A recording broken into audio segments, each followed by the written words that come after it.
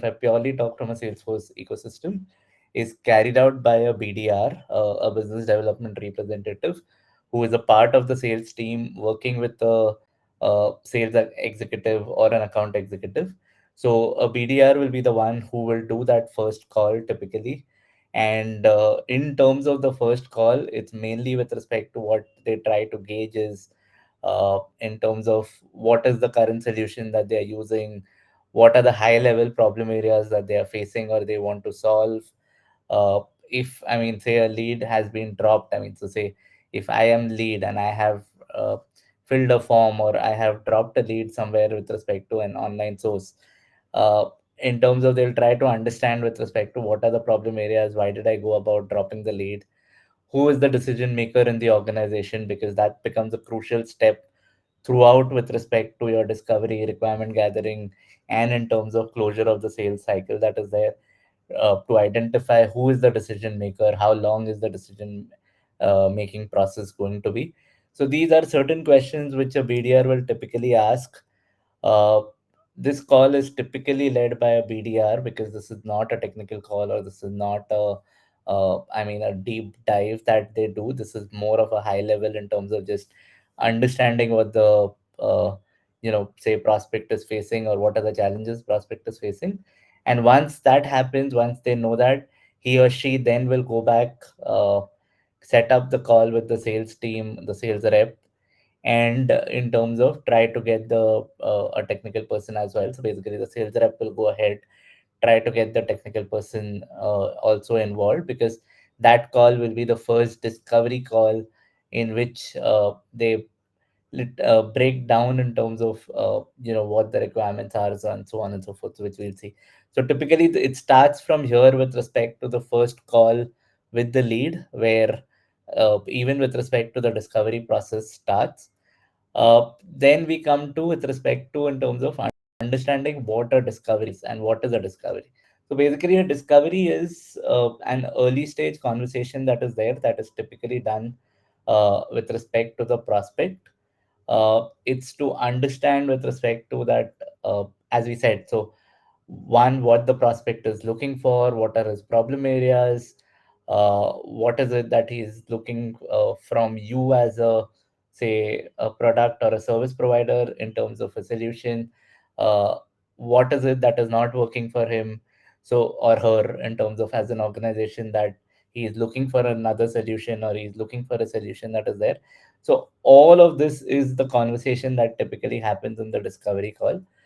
This discovery call, as we spoke on the last slide as well, this typically happens as the second call, post the first call is done with the BDR, and the prospect has shown interest, saying that okay, they want to see the product or they want to see the service that you're providing, and they're interested to know more about it. So that's when the discovery call happens. This is typically a joint call that happens between the sales rep and a technical consultant or a technical resource, a technical team member, whatever, I mean, the name may be in terms of your organization and different organizations have. Uh, it is with respect to where it's not only that it's one discovery call, it can be where there can be multiple discovery calls as well. So it can be where you can have multiple discovery calls.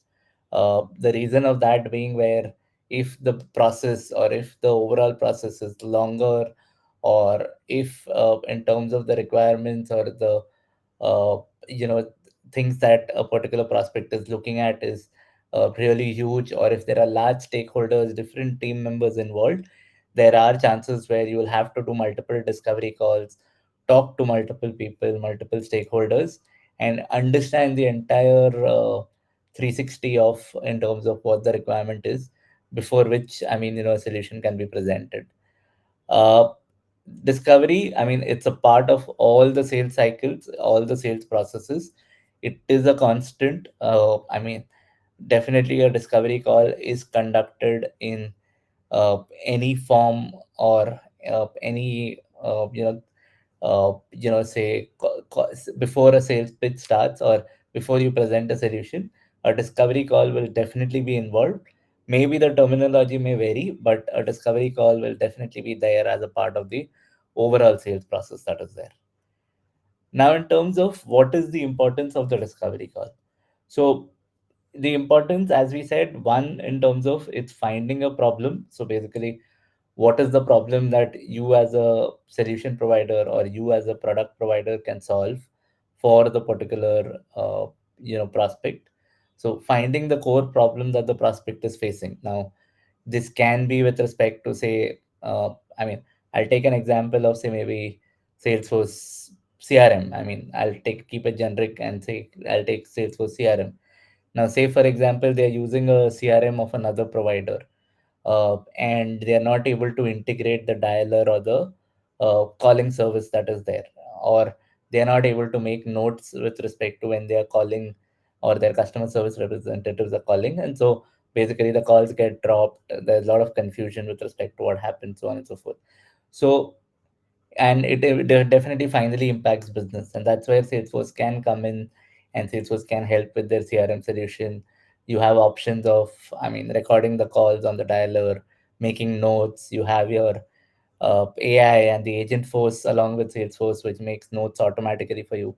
So basically this becomes one of the core problem that is there, so which a lead is facing, and that's where it's come to you in terms of finding a solution. So finding out a core problem, I mean, that becomes very important, uh, as well as in terms of understanding the overall nuances. So the other aspects that we spoke about, I mean, in terms of the minor details, or in terms of note making capability, call recording, I mean, all of those aspects that are there is with respect to where it helps you then give the right solution, uh, give the right product, and in terms of sizing the project as well and closing your deal that is there. So a lot of things that you need to identify in terms of what are the problem areas, what is the buying process, who are the decision makers, how is the negotiation going to happen, uh, I mean, who is going to be the one who's going to review the code? Is it this particular team on the call, or is it the management that is going to review? So all of that is definitely that's something that we need to find out.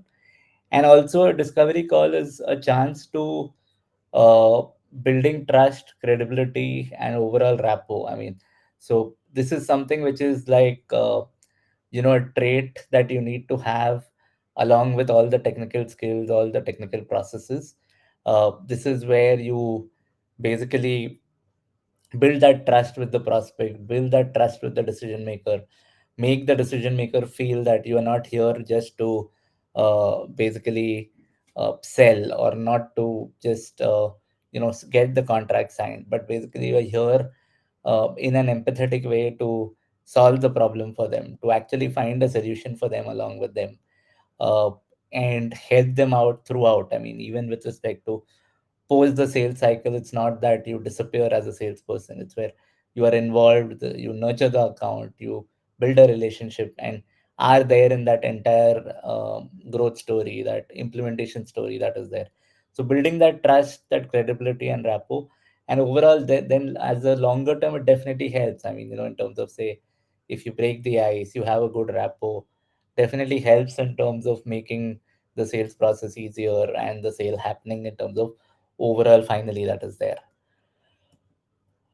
What are the questions that are to be asked in terms of overall with respect to the discovery call? Now, this is broken down into various parts of it. The first one being in terms of the problem identification that is there. So, this is where, and it's not only with respect to where it happens with respect to one question that, okay, what is the problem that you're facing? I mean, that's not a right way of doing a discovery, because that one answer or that particular answer is not going to lead you to in terms of what is the solution that is there, or what is it that you need to present to them at the end of the discovery that is there.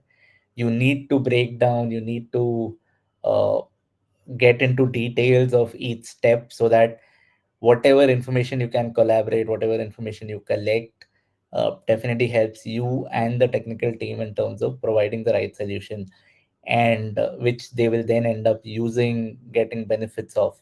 In terms of like a broader question, or like just one question, it typically becomes that, I mean, you do like an incomplete discovery, and which then leads to a wrong solution given, and then all of those cycles arising with respect to at a later on stage that is there. So instead of that, so you start with respect to the problem identification that is there.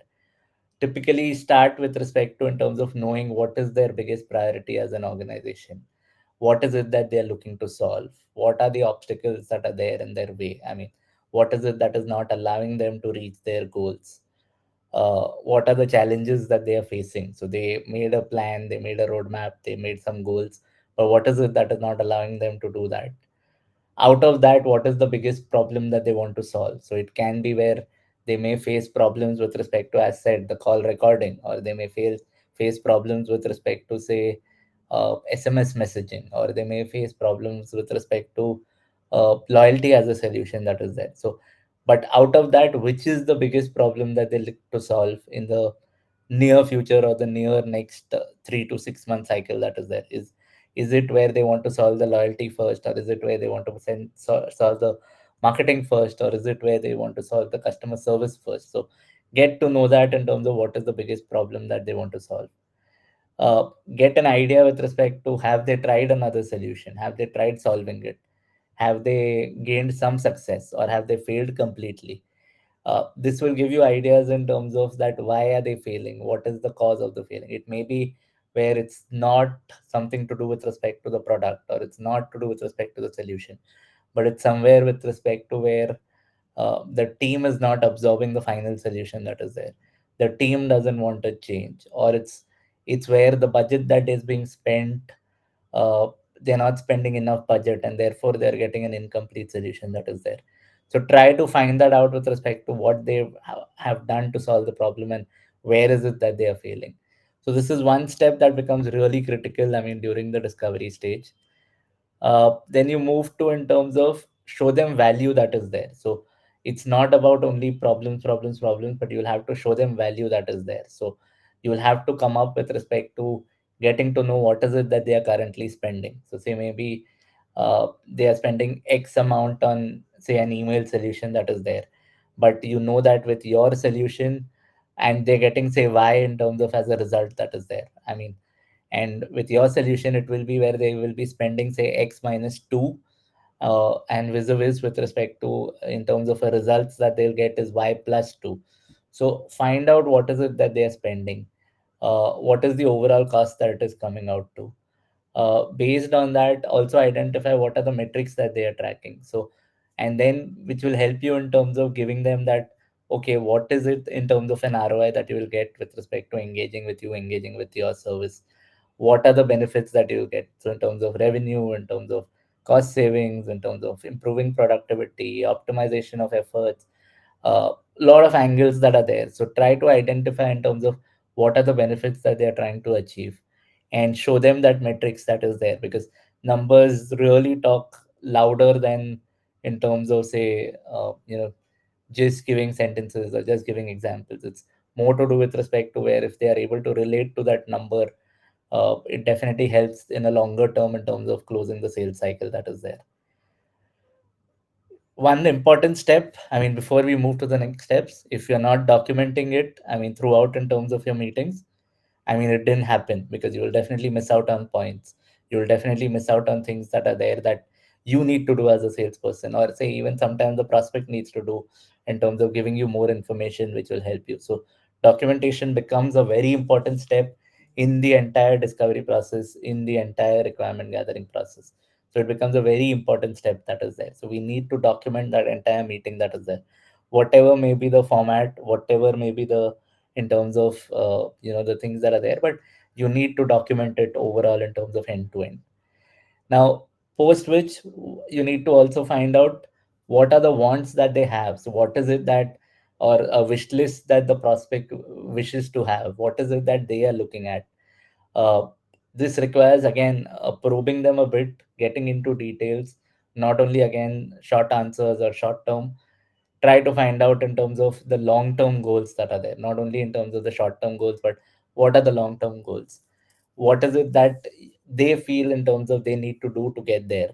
Have they identified the gaps? Have they found out that what is it that they need to do?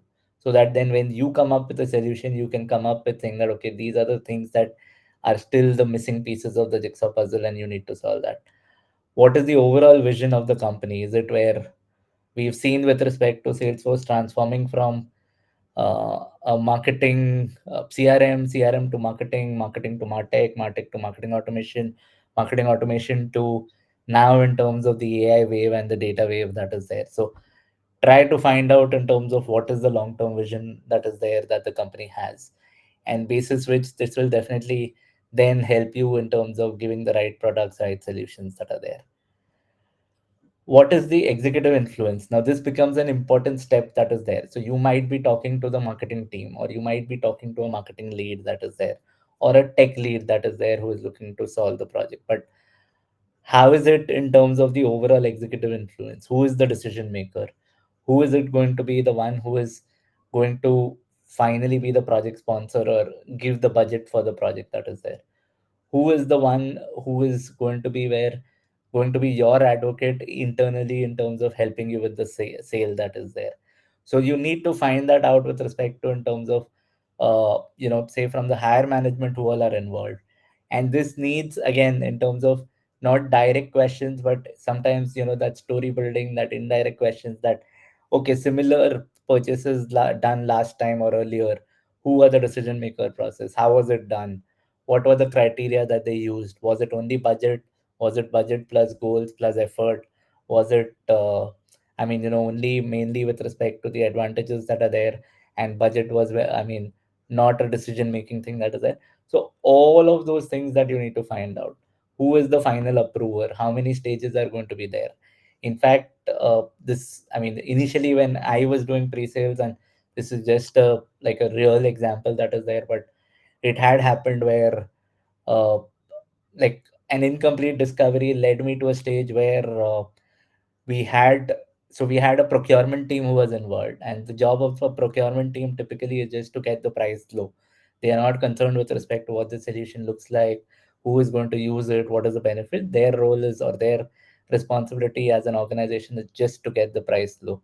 And we had given enough uh, discounts. I had given enough discounts considering that the prospect will close, the marketing lead will close, and then that's where I identified that then it moved to the prospect stage. And so it was where it became like a 3x discount that I had to give, in terms of getting the project. And a lot of challenges there. So get to know who is going to be the final decision maker, what is the approval process going to be. And this helps you in terms of making the case in front of the managers as well as the senior leadership that is there. Also in terms of identify with respect to the resources that they have. So do they have funds? What is the budget that they have for a particular project or a product or a service that they are procuring? Try to identify in terms of whether uh, that give them a rough estimate in terms of the budgets as well, so that uh, sometimes it happens that at the middle stage it happens where, say, listening to the budget, the prospect might say this is not something that we can spend. So it's where you don't have to go through that entire cycle of sales, pre-sales, that is that. So give them an idea, get to know an idea with respect to what their budget is, so that you also can decide whether you can fit it in that budget, whether you can give that solution in that budget, so on and so forth. Also, there's a lot of fear of failure that is there. So prospects will have that fear that uh, yes, we can say yes, but what is it that if we fail? What is it if the solution doesn't work? What is it if the solution is not used by their team?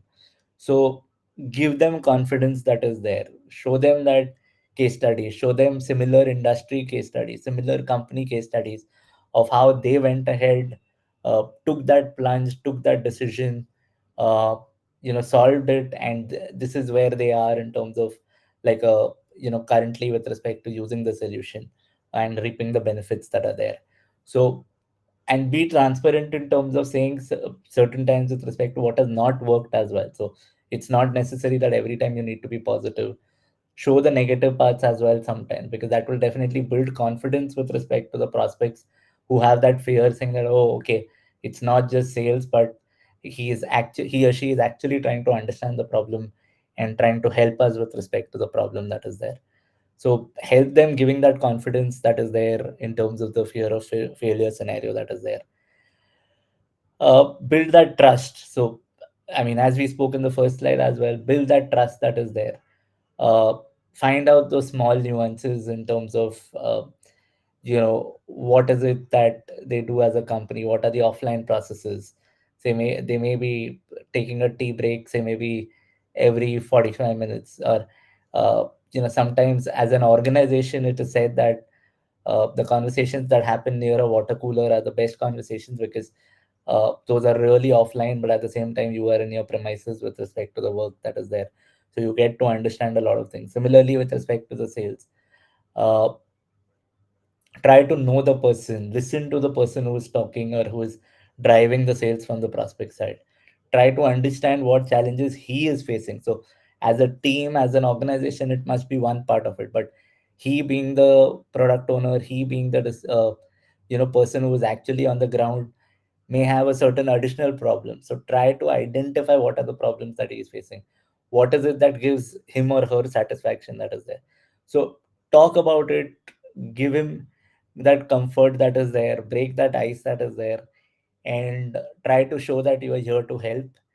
And that builds trust, that builds that confidence, which say maybe another salesperson may not be able to do, or another discovery call may not be able to do, and that will give you at least some points in terms of taking it forward with respect to the decision making. It's not that okay it's a win-win, but it definitely helps in terms of building that trust and say getting better results with respect to your sales pitch that is there. uh, Little things in terms of say uh, identify the nuances. Sometimes as a when you talk about the broader problem, when you talk about the larger problem, in terms of responding to that, the prospect might get entangled with respect to the smaller things in terms of say how many users are there of your CRM license. Now CRM works in the or the budgeting is done with respect to say how many licenses Salesforce sells. Now say he or she must have told you that okay their team is of 4 people, but when it comes to the actual say number of, I mean, the question that you ask, they might end up saying, oh, it's 12 people that we have. So that's where you come in and tell him that, oh sir, we heard about that it's only say Ram, Sonia, Kunal and Abir who are there as a part of your sales team. Then how come 12 licenses that are there? So make the note of those small things that are there. Ask them the right questions in terms of what is the database size they require, what are the channels that they are going to use, what is it that they have been using from Marketing Cloud, Loyalty Cloud, how many programs are they going to run across the year. It might be where sometimes you might get an unrealistic number of say maybe uh, I mean, I'm just putting a number, say 1,000 programs that are there. I mean, it's impossible for an organization to run 1,000 loyalty programs across a year. So it will be like a double digit or a single digit number that is there, because you require budget, you require money to all do all of those programs that are there. So give them that idea saying that no, I mean, probe them further and make note of those little things and communicate accordingly. These are things which will definitely help you in terms of improving your sales cycle. These are certain tips that you need to follow to do a discovery call.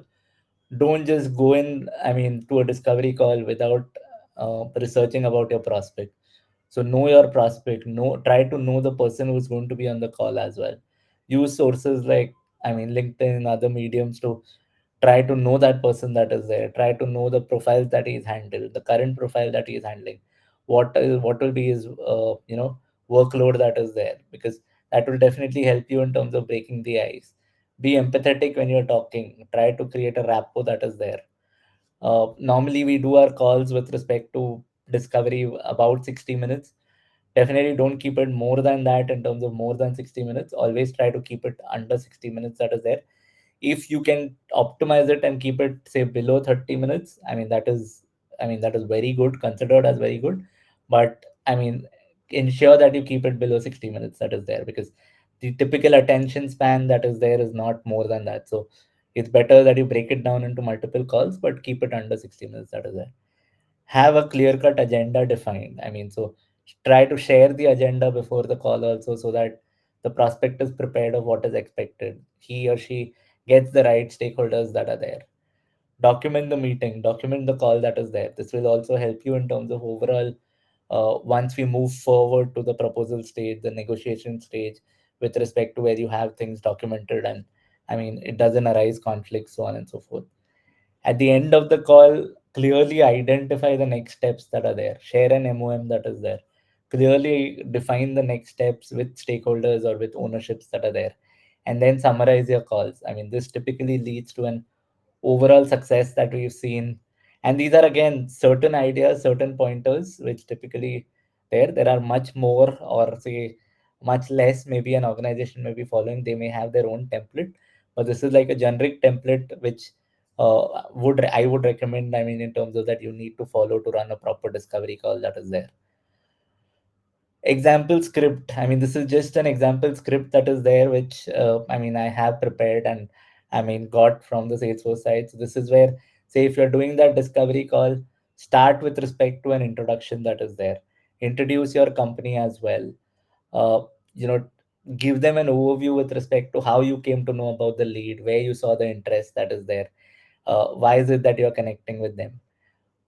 Give them some anecdotes around the companies as well, where you read a certain article, you heard a certain news, you heard a certain things which are positive.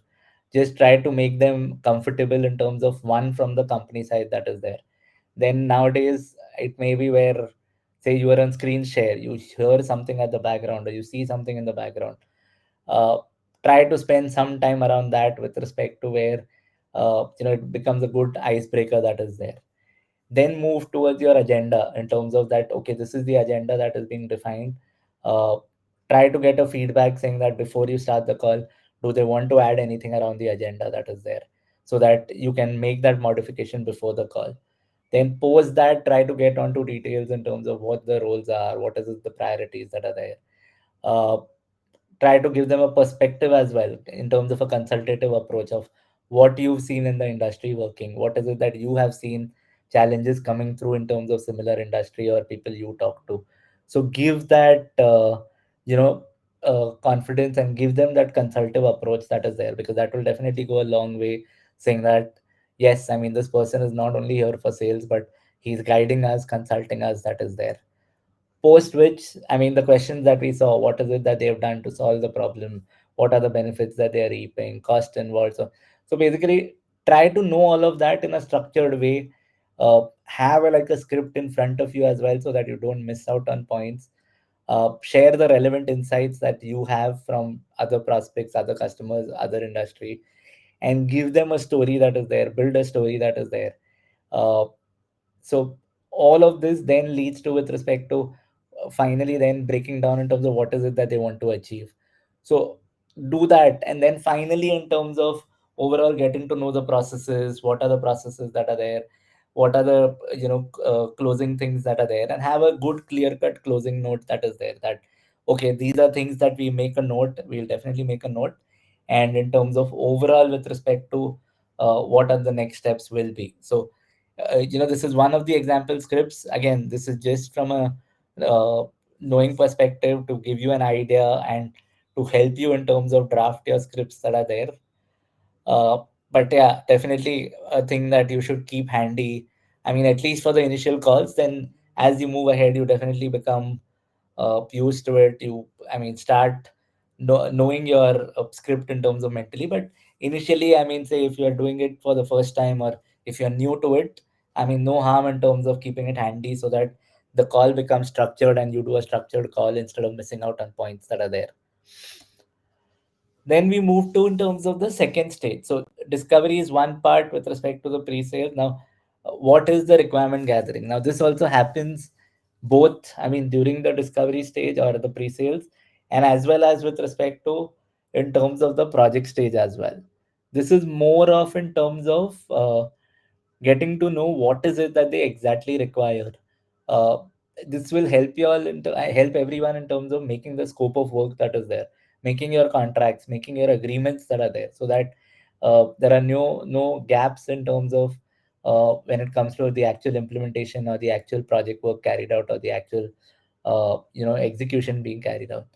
For the requirement gathering, talk to as many stakeholders as possible. Talk to the project sponsor, talk to the business team, talk to the cross-functional teams who are going to be involved in terms of the IT team, in terms of the marketing team, in terms of maybe the service team. Talk to the higher management as well, because they will have a perspective from the org level, from the overall goals that are there, which we'll see. So talk to as many people as you feel correct, and try to gather information that is there. uh, Certain things that you need to do again with respect to individual stakeholders. So when you're talking to a project sponsor, ask them about the company, tell them to introduce the structure to you, tell them the overall pain points and the budget ideas. This can be high level, but this will give you all much information in terms of knowing what is the priority of the project that is there.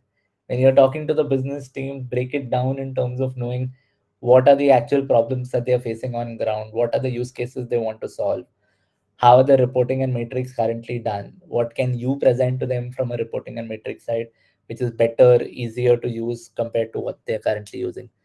Try to know their current problems on ground that is there. When you talk to the services team, get to know the process that is there, how many members in the team, how is the support process defined, what is the tat that is there when it comes to the responses that are there to a ticket or to a service response. How does the routing happens, who handles the routing, what is the escalation matrix that are there, what happens in an escalation matrix, how does the closure happen to a ticket. All of these things, I mean, are questions that you typically ask in terms of the requirement gathering. With the IT team, ask them the technical questions that are there. How is the integration going to happen, what are the systems involved, what is the database size, what is the quality of database as per them. Because in some cases, when you are looking at data cloud, when you're looking at some platforms which involves a lot of work with data, I mean, data becomes an important source in terms of estimating your efforts, so on and so forth. How are the systems defined? Is there any inbound system that they have built? Does it have API capabilities? So try to know all of that in terms of from their IT team that is there. From the CEO, try to know the overall goals that are there, not only with respect to say a marketing team, but as an organization that is there. What is the vision and mission that they're looking at? What are the success KPIs they are going to measure with respect to such a big transformation that is there? What is it the strategic impacts that it is going to have in terms of your product or your project on the overall organization strategy, on the overall org that is there? So try to get those answers in terms of from the CEO that is there. This will help you in terms of building your overall right scope of work and the right next documents that are there.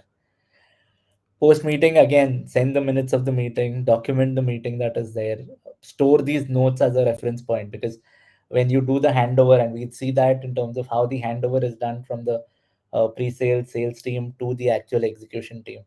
So it will give them insights to the execution team in terms of what's gone behind in terms of the pre-sales and the sales that is there. Give a timeline of the next step. So if you are supposed to come back with the proposal or the POC or the POV, when is it that they can expect that? How much time are you going to take to build it? Clearly define those timelines that are there, so that uh, it's like a they feel that confidence, they have that trust that is there. Outcomes of the meeting, these are typically some outcomes that you should have, I mean, for both in terms of the discovery and the requirement gathering. From a discovery part, it is mainly with respect to what is the right solution that fits in, or what is the right product that fits in, what will be the costing and the pricing that will be there. Because based on the discovery, based on what you identified, you can arrive at a costing and pricing that is there.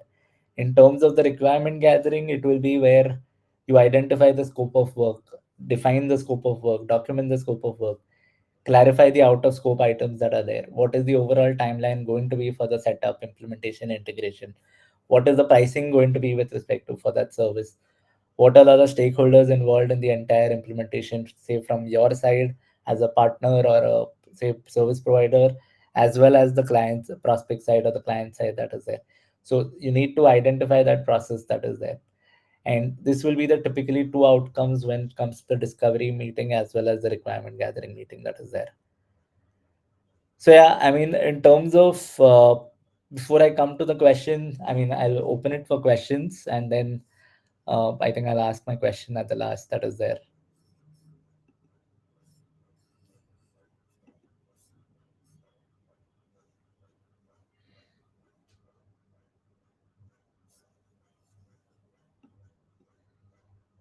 So I think we can take up questions that are there. Thanks, Kunal, for the insightful session. We have a couple of questions. I think you touched upon this already about splitting the discovery sessions into multiple sessions. So, is it advisable to split the session into multiple with different groups to get a broader perspective? Yes, ideally you should. I mean, so if there are multiple groups involved, multiple teams involved, I mean, it is better that you split it across, say, multiple sessions. How many sessions? What are the sessions required? I mean, that's something again, organization to organization. There's no, I mean, best practice or best number to it, but it's just that if you can break it down, if you can split it down, I mean, that definitely helps in terms of getting the right information and getting the exact information that is there. Awesome. Everyone, please use the Q&A section to post your questions. What kind of objections do we get on this on a call like the discovery session? In terms of objections, certain times it can be where so yeah, there is a gap between say, what the CEO wants to implement versus what the actual team on ground wants to implement, and they are not ready for it. They don't know why they are there for the discovery call. So it can be where they you might face a challenge, or they are too comfortable with the current product that they are using. Say for example, they're using some XYZ marketing automation solution that is there. And we are trying to pitch Salesforce Marketing Cloud, for example.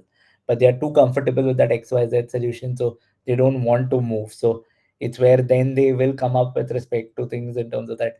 I have read this over the internet, Salesforce Marketing Cloud gives a problem, or whatever n number of reasons. So those are things that can happen. I mean, if say there is a gap in terms of, say, maybe the project sponsor as well as the lead, or as the person who's going to actually use it on the ground, so on and so forth. So in terms of like a difference of opinion and various factors that come in.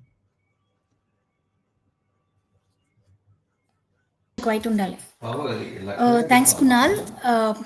The other question: what are the tools that are most commonly used to document the all the insights gathered? See, in terms of documentation, I mean, various tools that are there. It's where you use your MS Offices, you use your Google Sheets, you use your templates with respect to the discovery or the requirement gathering templates that are there, in terms of, where, say, you list down all these questions and then note the responses that are there. So, from a documentation perspective, I mean, it's mainly with respect to the requirement gathering framework or the discovery documentation that is there. What tools, etc., depends completely on organizations to organizations. You use your Quips, you use your MS Office, you use say any other collaboration documentation tools. I mean, multiple options that are there. I mean, depending on what your organization uses, you can use any of them with respect to from documenting and bringing a structure to it. Thank you. And the next question. So there is a slight difference between the prospect and the lead. For somebody who is new, they think it's both are the same. Can you touch upon that a little bit to differentiate the prospect and the lead? Correct. So lead. So I mean, say let's go with respect to, in terms of instead of complicating it with respect to the English language definition of a lead and a prospect. A lead is basically, say, who's shown interest to know about your product. Say I have filled a form, I become a lead for a company or for a product that is there. But a prospect is which actually moves in terms of the next stages of the sales cycle that is there. So as a lead, it may just maybe where I fill the information, but once I do the discovery call, I find out that no, I mean, say maybe Salesforce is not a match, or say XYZ is not a match, but I'm looking for something else that is there. So I mean, it can be where it's a cold lead or a dropped lead that is there. But whereas a prospect is someone who has gone through those initial calls, still has interest, and will look to buy or is looking to buy the solution or purchase the solution that is there.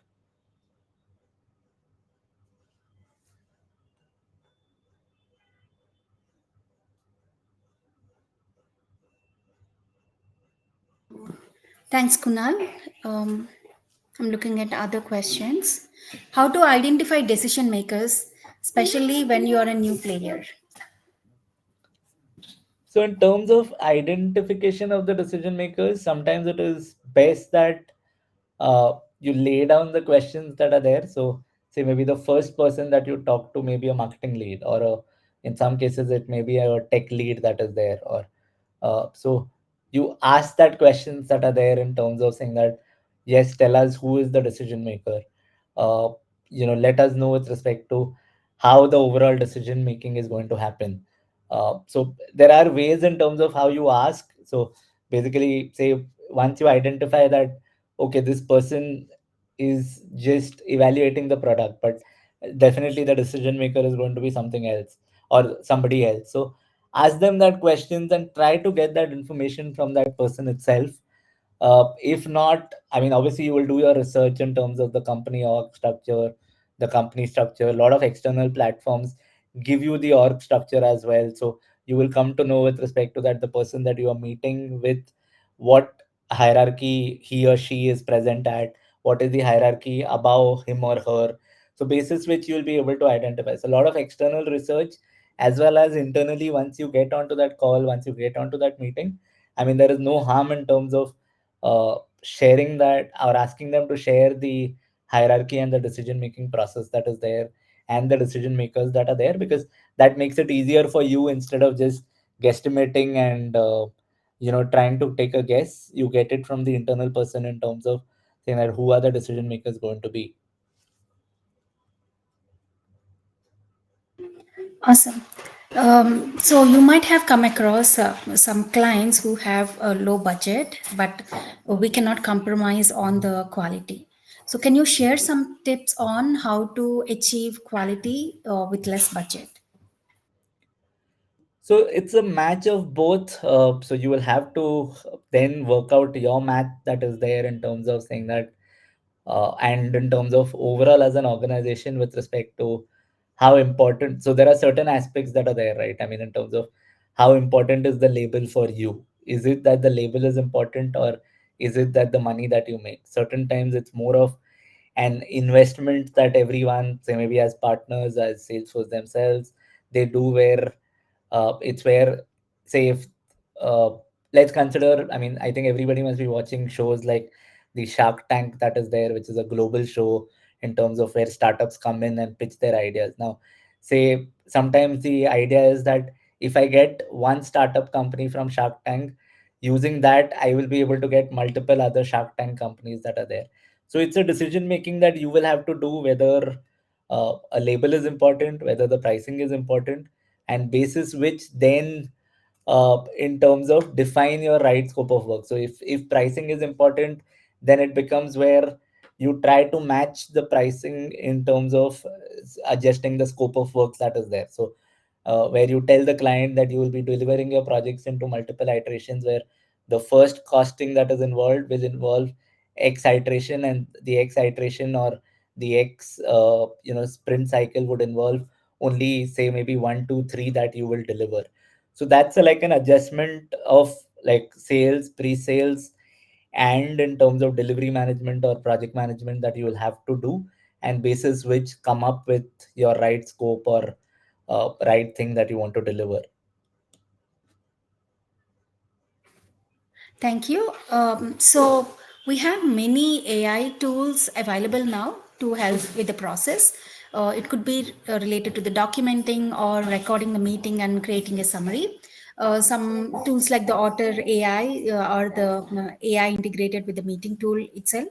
Um, can you touch upon some tools that you have used and found useful? And everyone who is listening to this, please also post the tools that you are using currently. Sure. So, I mean, various tools. I mean, nowadays you have your, as you said, the Otter AI, multiple other AI tools that are there. There is Gemini, there is ChatGPT, there is Firefly, various team meeting, team recording tools.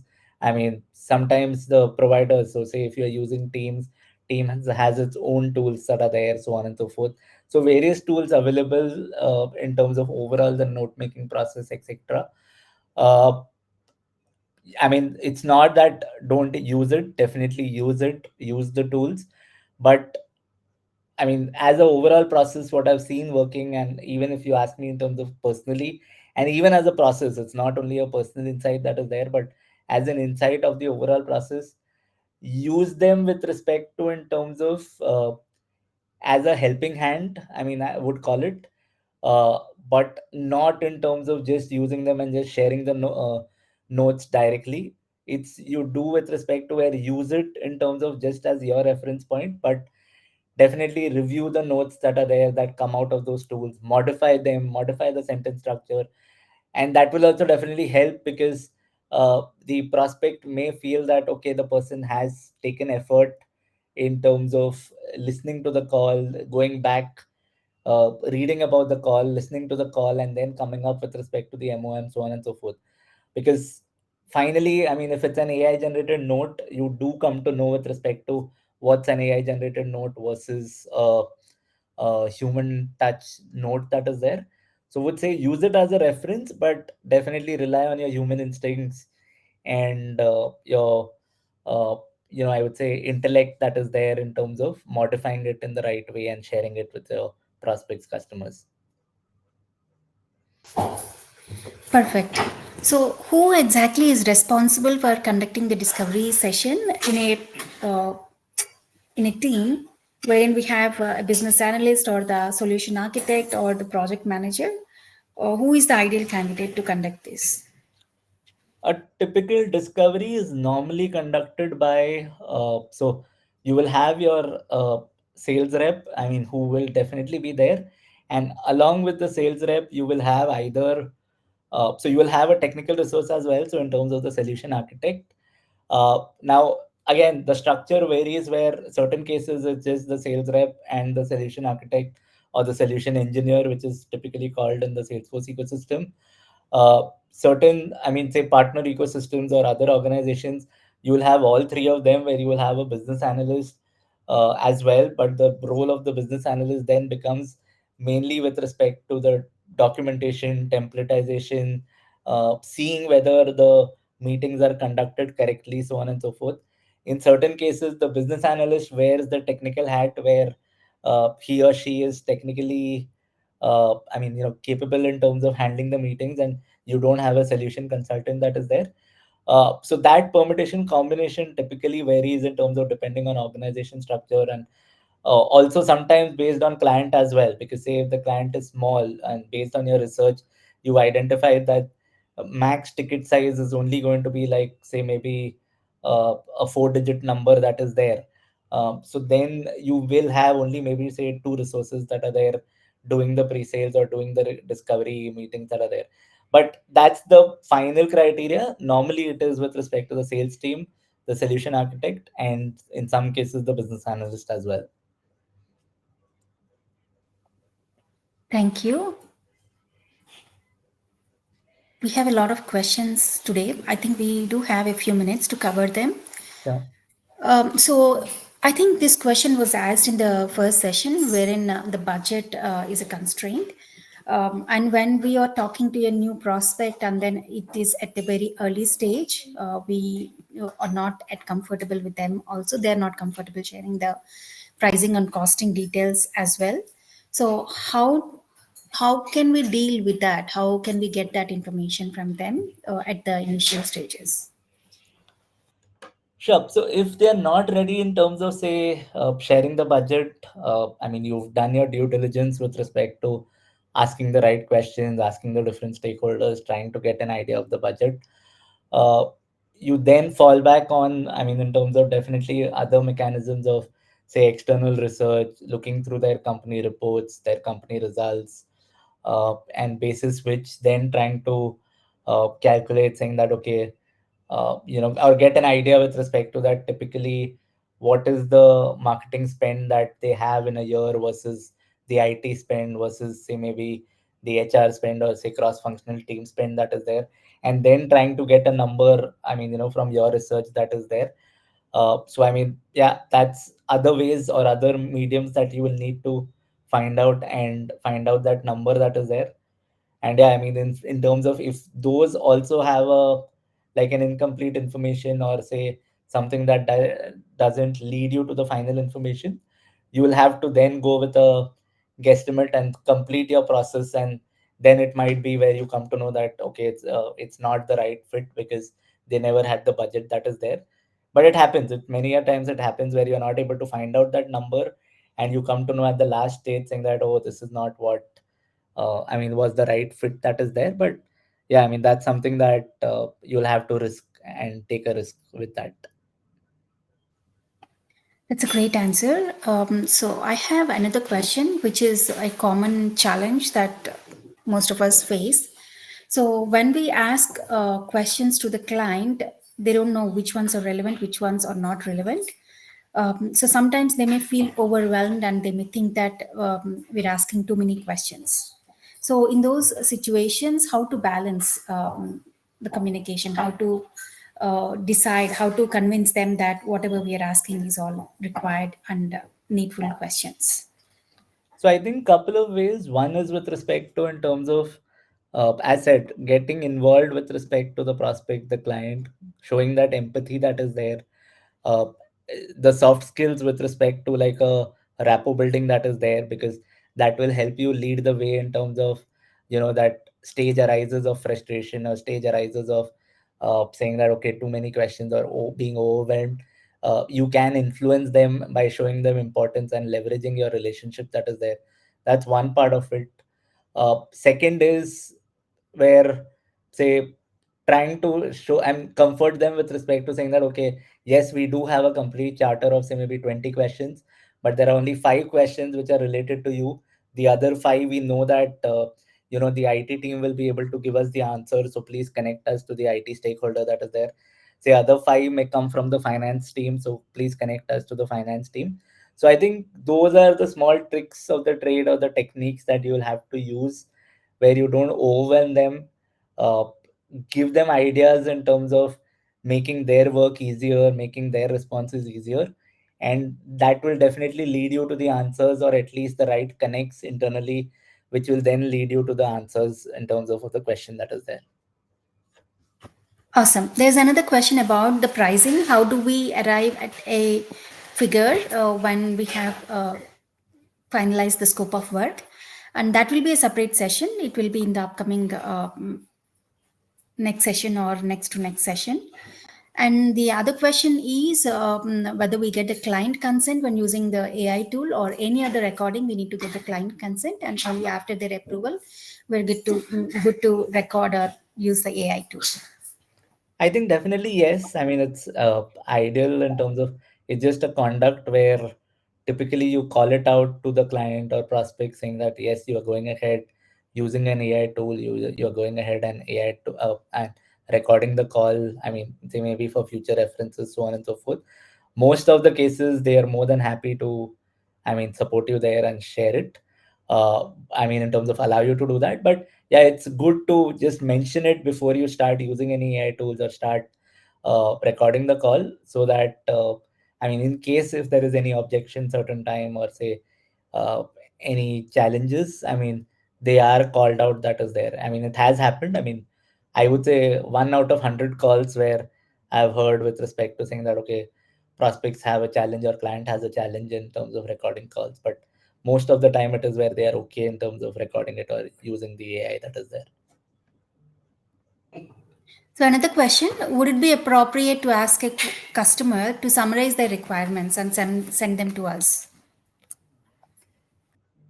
So it's where, say again, this is more of a like a rapport building, as well as in terms of knowing the customer, where you know that okay, they have a summary ready, you know that they have something ready.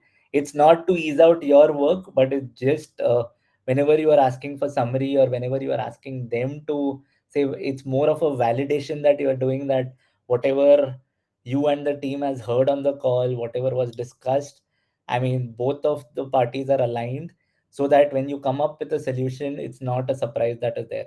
This is more of a like a, when you're doing the actual project execution, uh, the requirement gathering document, normally we say that get a sign off that is there. Reason being, so that at the end of the project, it doesn't come as a surprise that we missed out on anything, or this was not expected, or this was expected, so on and so forth. So similarly here, I mean, there is no harm in terms of asking them for a summary. If you sell the idea to them saying that why the summary is required, so that you don't miss out on anything, or if you see, because during the discovery meetings there lots of things will happen. You will be doing the talking, you will be trying to gauge what the customer is responding, as well as somebody is making notes or you are making notes. So a lot of activities will be happening, so sometimes it happens that you miss out on a point here and there. So it's just to map that. And again, the clients are sometimes more than happy to help you with that. I mean, they don't think that why is it that we are being asked for a summary, so on and so forth. Thank you, Kunal. And the last question of the day.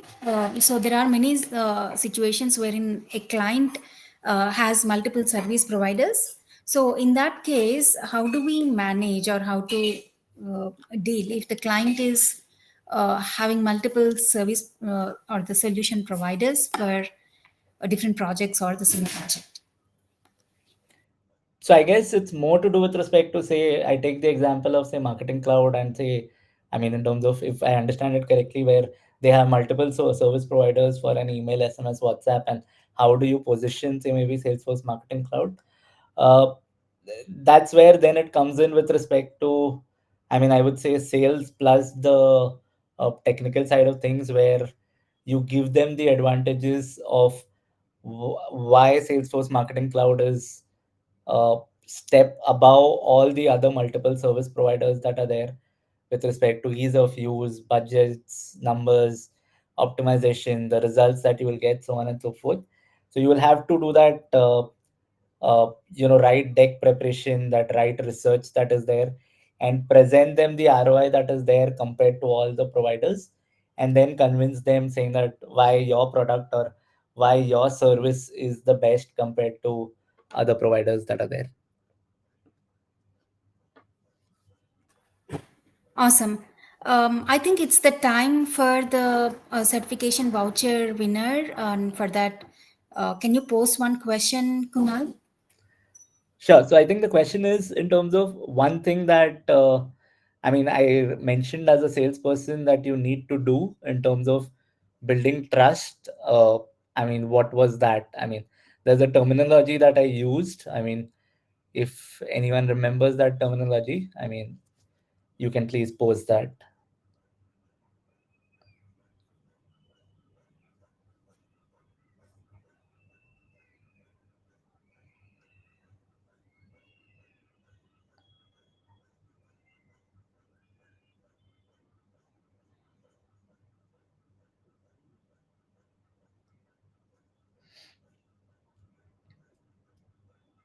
Yeah, I have various answers coming in. I mean, and most of them are, I mean, absolutely perfect.